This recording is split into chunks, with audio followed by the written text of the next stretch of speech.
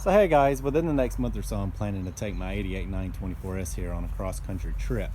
Now the car runs perfectly fine, although the air conditioner is no longer working, nor is the cruise control. So before I leave, I'd like to get those two things fixed because otherwise the car runs perfectly fine. So tonight I'm planning on getting the car raised up on some ramps, and I'm going to start by removing the old AC compressor. So alright, I've got the car up on ramps now, and as you can see I have plenty of room to access the AC compressor. Now normally I don't like working at night since it's harder to film a video, but in this case it's a personal project and I don't have time during the day to work on my own cars. So I'm just going to have to make it work. It's also fairly cool out here now and it was blazing hot today, so it's much nicer to work at night, even though I don't like to do so just for film reasons. But anyway, the last time I charged this compressor, it didn't last long. I think I made it around the block before it lost all the freon. So what I'm going to do is just swap in another compressor out of a parts car and see if it works. Now, I don't need it to really last the entire summer.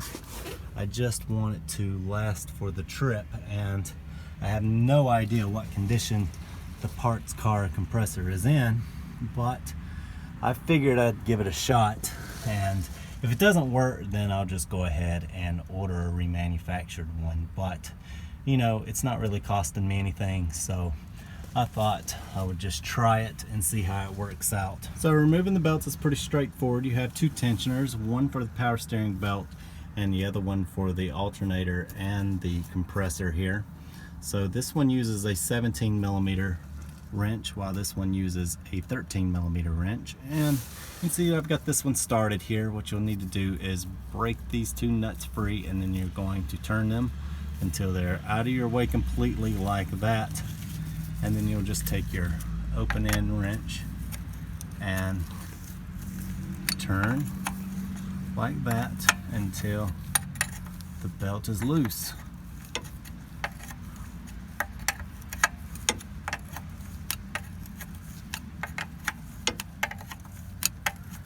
It is time consuming, but once you have the tensioner compacted like that, then your belt's going to come right off. Just like that. Then you'll do the same with this tensioner here. You can see that I have this nut all the way to the end, and I just need to do the same to this, and then I'll adjust the tensioner until this belt is free.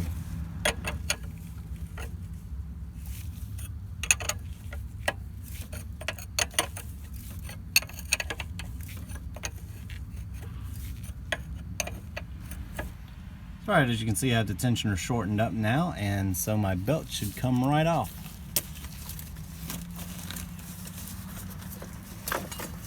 Now that the belts are off, I can go about removing the AC compressor. You can see that I have a bolt here in which the tensioner connects, and then I'll need to remove the two bolts here which connect these two hoses, and then there's going to be a bolt here in the front and another in the rear that I'll need to remove. Alright, so I have the tensioner unbolted. I also have the two hoses unbolted, and you'll also have a wire that connects to a plug here, and you'll need to remove that as well.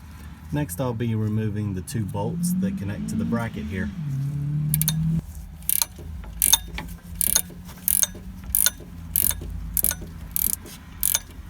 So on the front here, you're going to have a 17mm bolt, and on the rear, you're going to have a 13mm bolt. And once those two are removed and everything else is out of the way, you can go ahead and remove the compressor. And there you have it. It's just that easy. So alright, I've got my compressor out now, and here's the one I'm going to be installing. At first glance, this one looks to be dirtier than the one that I removed, but that's actually just because it's an aftermarket compressor that's painted black. Other than some light dust, it's actually cleaner than the one that I removed.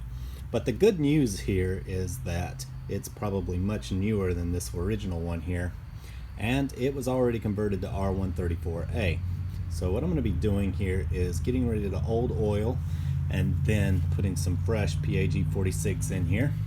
Now, I'm not an AC technician, so what I'm going to be doing here is just following some guides online to get this working correctly.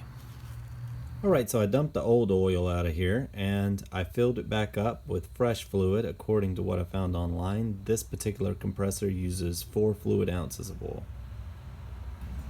Alright, I've got everything back together for the most part, and you always want to make sure that you change your seals as well. You can see my old ones here. So once you have all that done, the next thing you need to do is put your belt on and start tensioning it. So alright, I have the belts on now, and I've went back and made sure that the bolts that hold the AC compressor on and this bolt here is snugged down properly.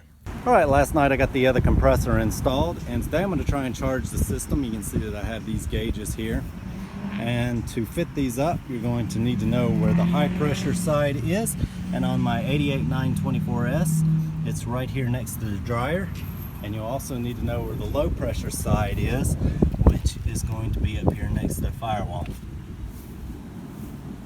So alright guys, I got the system vacuumed out and charged up now, so let's go take it on a test drive. Alright guys, I got the AC system charged up now and it feels great, so now I'm going to start working on the cruise control.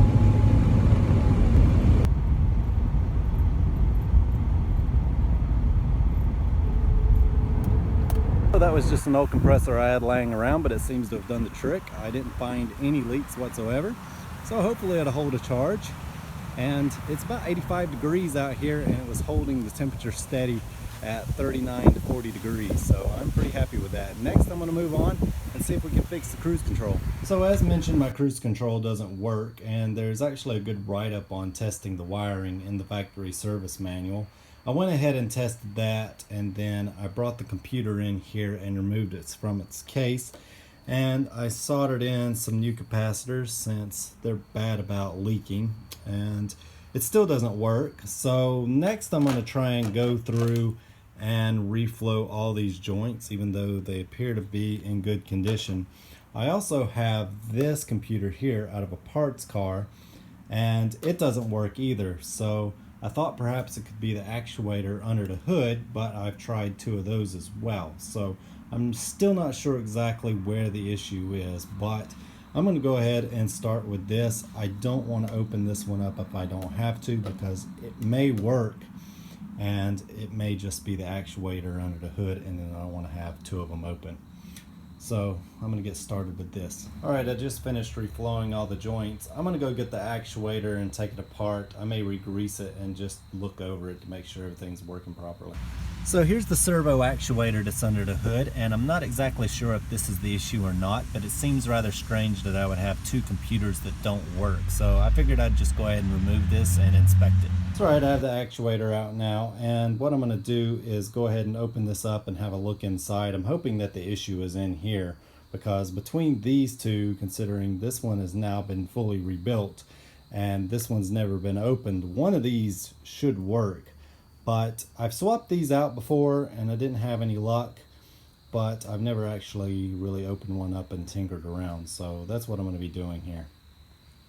So alright, I got the actuator apart and everything looked great, so I just went ahead and took everything apart and re-greased it. I started to use some white lithium grease, but it looked like there was already some caked up down in there, so I cleaned all the gears out and I used some moly grease instead. So what I'm going to do is go ahead and put everything back together, and then I'll try and test this, but if it still doesn't work, then tomorrow I may check the wiring between the computer and this actuator here. Alright, I got the actuator back together after cleaning it and re-greasing it, so I think I'm going to go ahead and reinstall it and also install this computer here and take it for a test drive.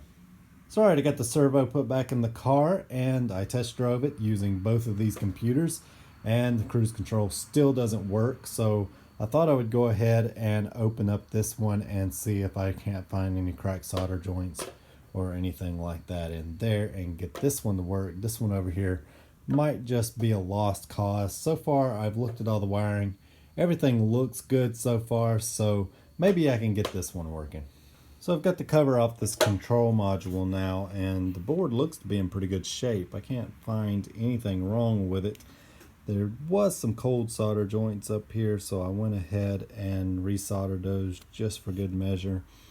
And on this side, again, everything looks good, but it does appear that this capacitor is leaking. So I'm going to try and swap this out and I'll take it for a test drive. So alright guys, the other day I replaced what appeared to be a leaky capacitor on this board here, and then I took it for a test drive, and unfortunately it didn't fix the issue. So I got on eBay and I ordered a new computer from someone that said that they had one that was tested and working when removed. So I've got it here and I'm going to get it unpackaged. We're going to take a look at it and hopefully this will fix the issue. Alright, so here's the computer that I ordered on eBay, and hopefully it is in good working condition and it will fix my cruise control. So I'm going to go install it and take it for a test drive. Alright, so on the early cars, the cruise control computer actually sits here behind the radio, and you can see I've got it plugged in now, so I'm going to go take it for a test drive. Alright guys, it took a few days for that cruise control computer to come in, and the AC is still blowing ice cold, so I'm happy about that. Now I'm going to try and see if the cruise control will work now. And it does, so that's great news. It should make the trip a whole lot easier.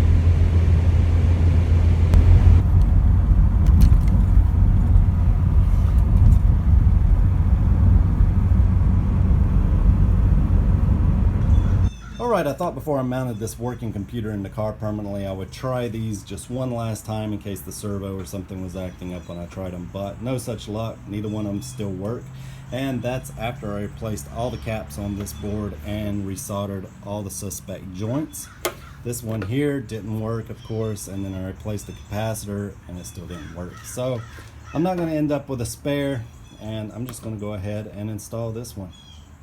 So just behind the console on the early cars, you can see the bracket that this mounts to here, and I'm just going to go ahead and slide it in there and put the screws in. Alright, everything's mounted up now. I'll go ahead and plug it in. Alright, once you have everything mounted and plugged in, you're ready to reinstall your cover.